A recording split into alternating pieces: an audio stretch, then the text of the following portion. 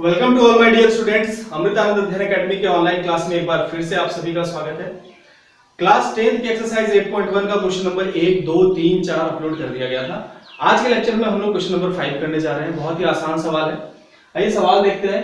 सवाल है, यदि sec थीटा = 13/12 हो तो अन्य सभी त्रिकोणमितीय अनुपात परिकलित कीजिए। तो एक वैल्यू दी हुई है sec थीटा की, बाकी 5 जो ट्रिगोनोमेट्रिकल रेशियोज है ना, यहाँ पे एक ये sec थीटा दी हुई है, बाकी निकाला है sin थीटा की value, cos theta, tan theta, cosec theta और cot थीटा का वैल्यू में फाइंड करना है।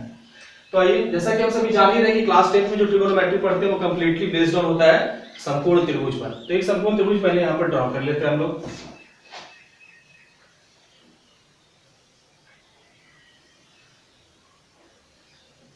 नाम दे देते हैं ए बी सी।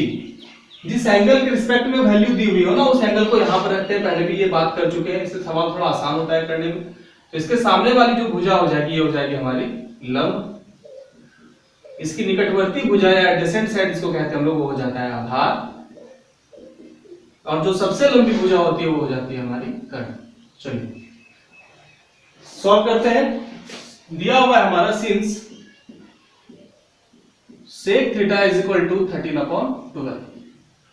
तो यहां से आप sec थीटा का फॉर्मूला लगा सकते हैं। sec थीटा = क्या होता है हमारा h/b, cos का उल्टा होता है ना, = क्या हो गया हमारा कर्ण बटे आधार, है ना।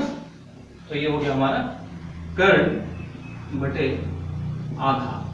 ट्रायंगल में अगर देख लीजिए आप कि कर्ण कौन सा है और आधार कौन सा है, तो इस त्रिभुज में अगर देखते हैं तो कर्ण हमारा AC है और आधार हमारा BC है। उसको यहां पर पुट कर लेते हैं। तो ये तो sec थीटा की जगह पर हमने ये रख दिया। इसका रेशियो वाला फार्मूला = किसके बराबर है, ये 13/12 के बराबर। देयरफॉर जो AC की वैल्यू हो जाएगी वो एग्जैक्ट देखिए, यहाँ पर AC बटा BC की वैल्यू 13/12 है ना, तो इसका ये मतलब बिल्कुल नहीं है कि AC की वैल्यू 13 सेंटीमीटर है और BC की वैल्यू 12 सेंटीमीटर, ऐसा नहीं है। ये हो सकता है कि वैल्यू इससे और बड़ा रहा हो और कट करने के बाद ये छोटा हो गया हो, क्योंकि अनुपात न्यूनतम मान होता है तो ये उसका सबसे छोटा वैल्यू होगा। तो हम लोग क्या करते हैं, दोनों में एक कांस्टेंट लगा लेते हैं ताकि हमारा वैल्यू जो हो रहा होगा वो जस्टिफाई हो सके। तो यहाँ पर एक ये लगा लेंगे और एक यहाँ पर लगा लेंगे। तो AC की वैल्यू क्या हो जाएगी 13 के एवं BC की वैल्यू हो जाएगी 12 के। एक कांस्टेंट के लगा लिया यहाँ पर। चलिए देखिएगा यहाँ से क्या हो जाएगा। जब हमारा AC 13 के हो और BC 12 के हो ना, तो इसको यहाँ पर पहले पुटअप कर लेते हैं। AC की वैल्यू 13 के, BC की वैल्यू 12 के। तो इस ट्रायंगल में हमें दिख रहा है कि दो वैल्यू का पता है हमें, पर एक जो ये वाली वैल्यू है ना AB, इसके बारे में कुछ पता नहीं है। तो जब भी किसी समकोण त्रिभुज में दो भुजा हमें ज्ञात हो और तीसरी भुजा फाइंड कर रही हो तो हम लोग पाइथागोरस लगाते हैं। तो समकोण त्रिभुज ले लेते हैं, समकोण त्रिभुज ABC में क्या हो जाए, पाइथागोरस प्रमेय अप्लाई करेंगे हम लोग।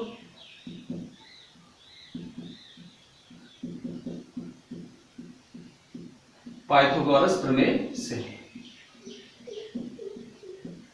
क्या पता है हमें पाइथागोरस प्रमेय से कि जो कर्ण का वर्ग होता है वो त्रिभुज की अन्य दो भुजाओं के वर्ग के योग के बराबर होता है। तो कर्ण हमारा क्या है AC, तो AC का स्क्वायर = रेस टू साइड्स और कौन सी है, BC है और AB है। तो चलिए ठीक है, AB का स्क्वायर जोड़ BC का स्क्वायर। वैल्यू पुट कर लेते हैं जिसकी वैल्यू पता है। AC की वैल्यू पता है हमें 13 के,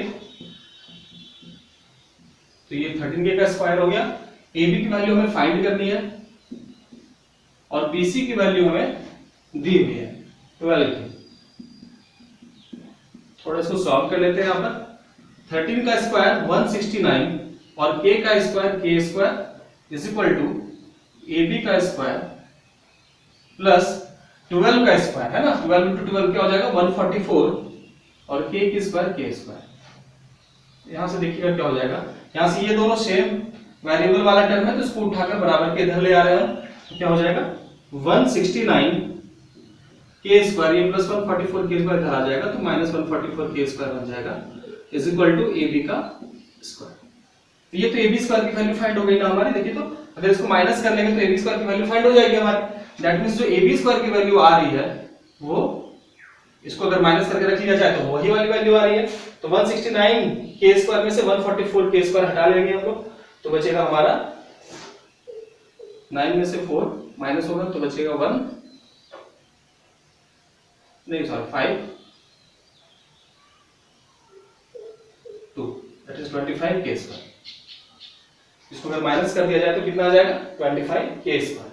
तो यहां से फिर क्या हो जाएगा, यहां से हो जाएगा हमारा ए बी की वैल्यू यहां से हम लोग फाइंड कर सकते हैं बहुत ही इजीली। देखिए तो अगर यहाँ पर स्क्वायर में दी हुई है वैल्यू ना, तो क्या कर लेंगे हम लोग, which implies A B is equal to, ये जब स्क्वायर उधर जाएगा तो स्क्वायर रूट बनेगा, तो ये कुछ हो जाएगा ऐसे अंडर रूट 25 के स्क्वायर। 25 का जो वर्गमूल हो जाएगा वो 5 हो जाएगा, क्योंकि 5 इंटू 5 25 होता है, और के स्क्वायर जब स्क्वायर रूट से बाहर आएगा तो वो के हो जाएगा। तो ये हमारा फाइंड हो गया ए बी, तो ए बी की वैल्यू हो गई 5।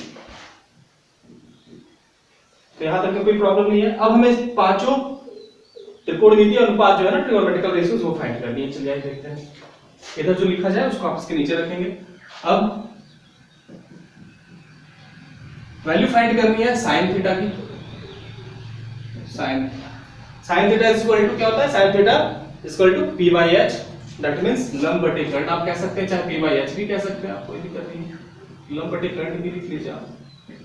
किस ट्रायंगल में लंब हमारा ए बी है और कर्ण हमारा ए सी है। ए बी की वैल्यू 5k और ए सी की value 13k, k cancel out, that will be 5/13। तो ये हो गया हमारा पहला answer. cos theta, cos theta equal to क्या हो जाएगा, b बाई h, है ना, cos theta equal to b by h, तो ये हो जाएगा आधार बटे कर्ण। इस फॉर्मूला को याद रखने के लिए ट्रिक बता दिया गया पहले भी, तो आप जो जिनको दिक्कत हो रही है वो आप एक बार पीछे वाला लेक्चर देख लें। आधार बटे कर्ण, आधार की वैल्यू BC और कर्ण की वैल्यू AC। BC 12k और AC 13k, k will be cancel out, answer will be 12/13।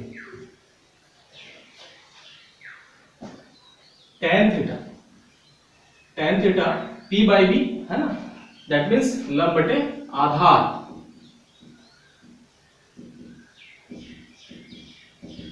तो यहां से हमारा जो लंब हो गया वो हो गया AB और आधार है हमारा BC। ये वाला ऑप्शनल है, आप चाहे तो डायरेक्ट वैल्यू भी रख सकते हैं, ठीक है ना, पर ले लेते हैं तो थोड़ा ज्यादा ठीक हो जाता है। तो AB की वैल्यू हो गई 5k और आधार 12k है हमारा, तो k कैंसिल आउट, 5/12। ये हो गया आंसर का। cosec थीटा, साइन थीटा का उल्टा होता है, साइन थीटा का उल्टा cosec थीटा होता है ना, रिवर्स होता है इसका। तो ये जब लंब बटे कर्ण हो रहा है तो ये हमारा क्या हो जाएगा, कर्ण बटे लंब, that is h by p। चलिए देखिए, कर्ण हमारा हो गया कौन, AC, और लंब है हमारा AB। AC की वैल्यू 13k और AB की value 5k, k will be cancel out, that will be 13/5। Sec theta की वैल्यू तो दी हुई है, तो हमें अब इसको नहीं फाइंड करना है, ये वाला फाइंड करना है, cot theta. cot theta tan theta का जस्ट उल्टा होता है, लंब बटे आधार है, तो इसको इसका रेसिप्रोकल हो जाएगा, हो जाएगा आधार बटे लंब, that is v by p। Triangle से वैल्यू रख लेंगे हम लोग BC और लंब है हमारा AB। BC की वैल्यू है 12k और AB की वैल्यू है 5k।